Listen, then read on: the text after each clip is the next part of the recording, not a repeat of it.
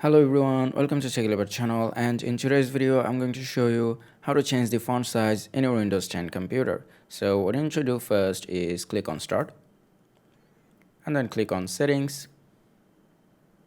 Now from the top left, click on System. Now in here, scroll down a bit and under the Scale and Layout section, click on this little arrow here. Now at this moment 125% is selected.